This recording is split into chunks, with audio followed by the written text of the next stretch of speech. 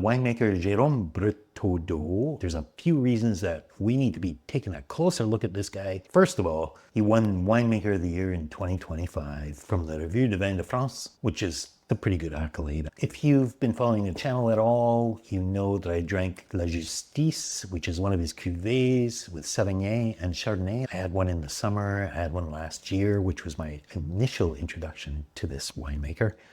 These wines are all made in the Muscadet, and he's working with grapes Merlot, Pinot Noir, Melon de Bourgogne, of course. Like I said, Sauvignon, Chardonnay, Pinot Gris. I think there's some. Most of what Domaine Bretaudeau is doing is biodynamic. I don't think it's all biodynamic just right now, but most of it is organic, if not all of it. It doesn't happen overnight. So, and really, the Domaine's only been around since 2010. So today what I've done is I've assembled 4 bottles that should give us a pretty good overview of who this person is and what kind of wines are happening in this part of the world. I'm very excited about this tasting. What are we waiting for? Let's get her on!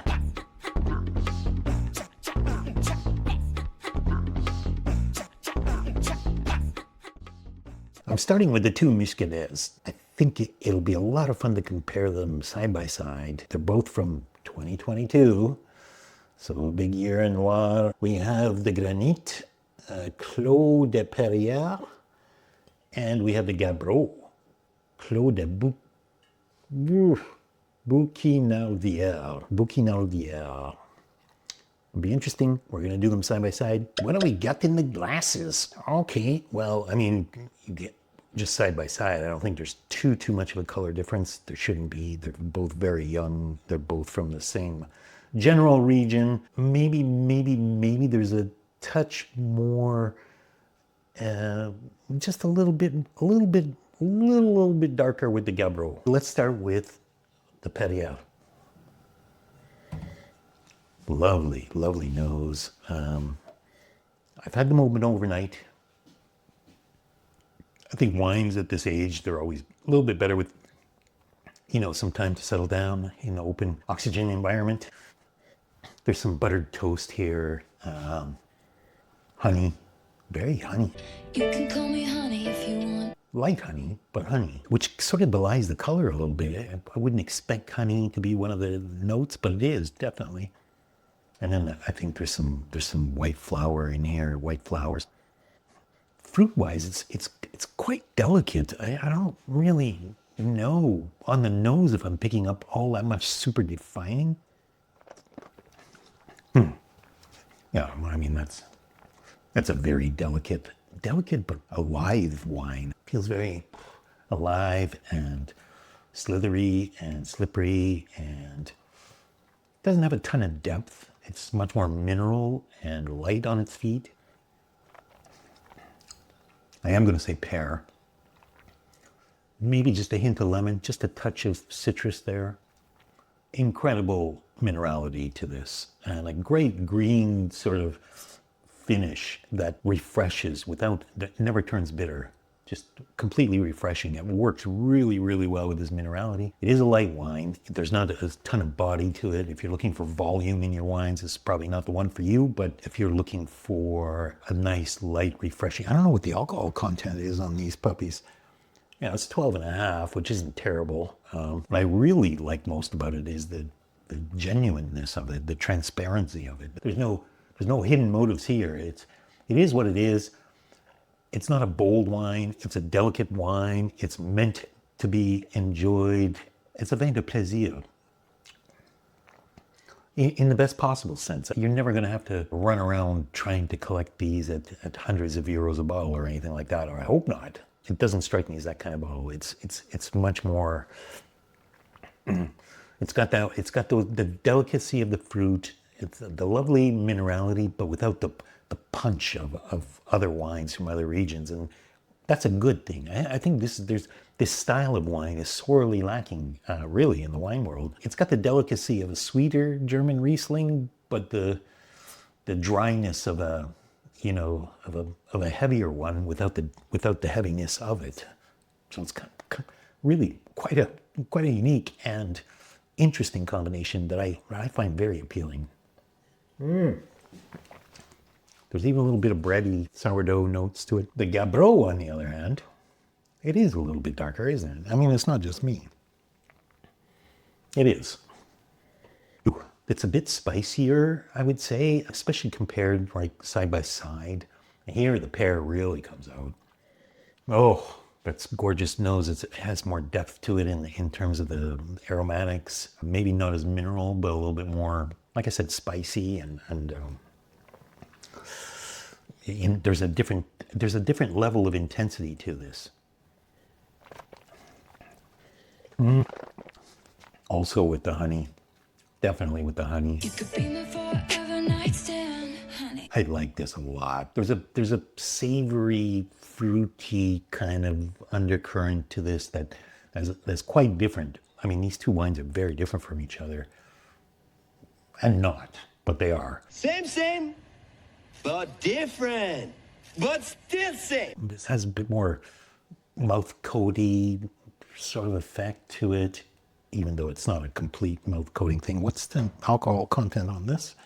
Yeah, it's 12%. It's even less. So, interesting.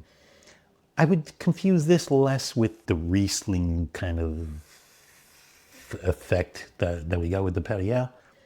It's heavier and more perfumed. It would be more Alsatian without the heaviness, without the oiliness of those wines. There's a cleanliness to both of these, a purity to them. They're so drinkable. This is more apples. It's more apples and honey for sure, but it's still so delicate that it doesn't really matter. It's kind of apple baking spices and things like that. But without the heaviness, without that oiliness. There's also a pretty big minerality component to this wine. If you're a big fan of the stony minerality, the cleanliness, the purity, then I think the Perrières comes out on top. And then I think if you just need a little bit of extra, flavor, sort of depth to it, while still having a lot of the components that this wine has, then I think you're with the Gabbro. Interesting to me that this is lower alcohol, to be honest. I mean, now that I know, I can sort of sense it. They're both very light, but neither of them is going to, knock you out. That's for sure. They're both so charming, wonderful wines. But their minerality is what probably makes them exceptional. I can't say enough about these. These are really, really good. I think they're reasonably priced. Maybe they're a little high for Muscadet, but they're not high for fine wine. What do we got in the glass? Nice red cherry, darker color to it. Whew. And that's just a beautiful, beautiful heady scent. There's a lot of earth to this, but with sweet black fruit, black cherry, maybe some blackberry. I think more cherry though.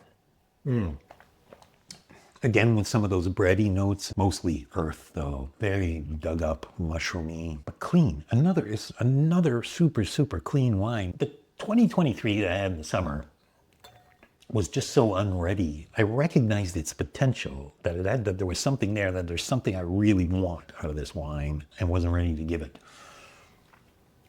And here with the 2022 vintage, I think we're there. I think we can find there's a roundness to it. There's a ripeness to the fruit. I think with the 2023, with the younger one, I was much more, okay, yeah, I totally buy into this as a Merlot. There was a greenness, almost a Cab Franc greenness to it, but that's gone. That's not in this one. This is very solar wine, 13.5%. So there's some heft to it. It's got a gorgeous balance to it. Arguably, would I go and chase this down over other Merlots? At the price point, because I think they're all under 50 euros. So definitely at the price point, but I don't think it's going to stay like that. I think they're going to go up. This is a charcuterie board wine for sure. I mean, I want to eat sausages right now. That's what I want to eat. Get your mind out of the gutter. There's this kind of, just this beautiful food, intensity, umami type of flavor coming from it. And the nose is gorgeous. It complements that flavor so well. It's a perfectly balanced wine. Feels like a very natural wine movement type of thing, but it doesn't have a lot of baggage attached to it. It's just a pure fun, no, not even fun. It's a pure, but serious, but accessible type of Merlot that you could be drinking now. You don't need to wait on them, but I think will even get better with a little bit of cellaring. Yeah. Even a bit of pipe tobacco, and there's a dryness in the tannins on the finish that the juiciness of the fruit sort of helps to energize and elevate and sort of bring to the fore. Not a super driving finish. I would say that with all the wines I've had up to now, that the finish is maybe where it doesn't distinguish itself. But everything else, well, I mean, how can you fault this? What a fantastic lineup this guy is. What do we got in the glass? Finally, for the fourth wine, I mean, you know from the introduction that it's the Statera. I couldn't get the 2022, or I could, but I didn't want to pay for it. So I got the 2021. 2021 is not a great vintage for probably that part of the world. I mean, at least that's the excuse everybody's using. I happen to love it as a vintage in France, but I understand how much work it took and how much it's a balancing act a little bit. If you're an extraction forward producer, it was a difficult vintage. And if you're a finesse forward producer, then it was probably the vintage of your life. Whew. Oh my God. Oh my God. On the nose, the first thing that burst out here was cookies, almost Oreo cookies. There was just this cookies and cream thing that jumped out. There's some strawberry here. There's some cherry. Very, very cherry. Ah, wow. What a creamy Pinot Noir this is. Absolutely fantastic. 100% Pinot Noir. Very, very delicious wine. Delicious and sort of serious through the mid-palate. Again, the finish is not a super driving finish, and it's mostly carried by tannin. But oh, what a heady nose. What a heady nose. The mix of wild strawberry, cherry, and this cookies and cream type of effect. And then it just translates onto the palate with sort of the same things, but I think the creaminess of it, the mouthfeel, you know, it's just so nice. It's just so beautiful. There's a green hint, a green note to this that was also in, I think, in the Muscadet, that refreshes, cleanses, you know, feels like it belongs there. It doesn't feel like it's not off-putting in any way. This needs still a little bit of time, even though you can look at the color, it's very, very pale, right? Super, super pale and cloudy, which I always like in a Pinot Noir. It has a lot of potential right from the get-go. And then on the nose, you think, oh my God, this is a classic, it's a classic. I think when you start to drink it, you realize, okay, it's not a driving burgundy type of thing, even though it looks like it should be. But there's a coolness to this, and again, a transparency, but also a generosity in the fruit, and that beautiful bitterness, maybe some licorice, and just a hint of pipe tobacco there, kind of towards the end. There is something a little, just a little out of kilter in the finish. I can't really put my finger on it. It's not a smooth transition. It's like there's a jagged edge there. It's not off-putting. I think for most people it won't matter. I'm just pointing out for technical reasons, really, more than anything, and because I'm making a video about his wine. So I love this. It's fantastic. Maybe the Statera is a little bit more serious than the others. Maybe the tannin structure, especially later on in the wine, begs for it to be laid down for a couple more years. I think that's what's happening. And again, I still, there's a little something on the finish that's just not working for me. It's almost like it's out of focus.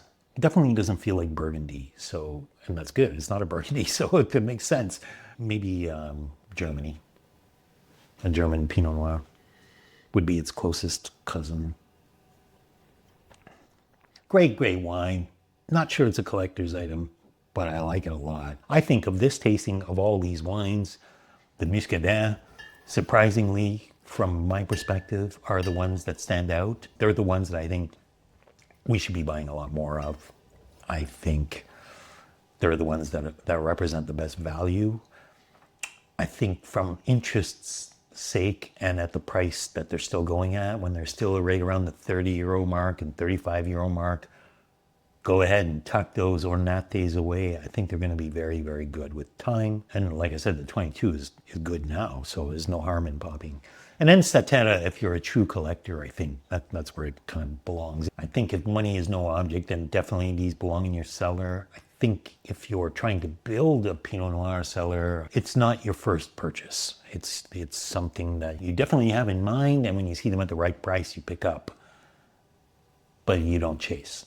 And when I say you, I mean me. Your mileage may vary. Hey, this was a great tasting. I really enjoyed this. I really enjoyed sharing it with you, and I really enjoyed sourcing the bottles, popping them, having them all at once, getting to try them side by side, really getting a good overview of this producer. I feel like I did that from my own perspective. So I know what to do. I know where he fits within my wine world, my fine wine sort of chase. He is really, really, really good. I think this is a Domaine worth watching. That's what I have for this time. Let me know if you've tried any of his wines. Let me know if you've tried these wines. Let me know if you agree or disagree with my assessments. I'm happy to be proven wrong or to have a discussion around them. Appreciate your input, appreciate your insights, appreciate you watching.